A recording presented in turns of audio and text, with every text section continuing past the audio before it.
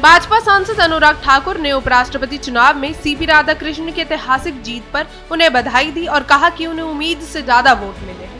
ठाकुर ने विपक्ष पर निशाना साधते हुए कहा कि कांग्रेस और उसकी सहयोगी हमेशा दल हार का ठिकारा किसी न किसी पर फोड़ते हैं। उन्होंने कहा है कि कभी ईवीएम, कभी वीवीपीटी, कभी चुनाव आयोग और कभी पूरा सिस्टम दोष दिया जाता है। ठाकुर ने तंज कसा और विपक्ष को यही रोना धोना पहले भी था और आज भी है और आगे भी जारी रहेगा।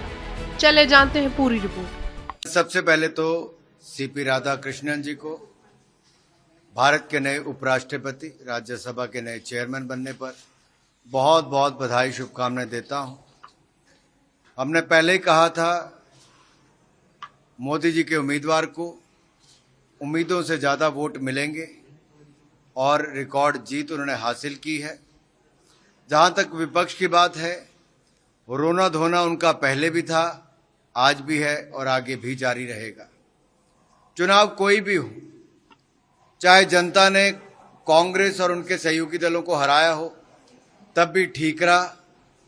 वो कभी ईवीएम पर फोड़ते हैं, कभी वीवीपैट पर, तो कभी इलेक्शन कमीशन पर, तो कभी पूरे तंत्र पर।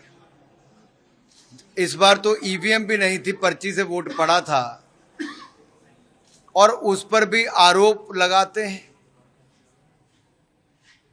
अगर इनके नेताओं को वोट डालना नहीं आता तो सवाल ये खड़ा होता है कि सांसद बनके वोट डालना नहीं आता।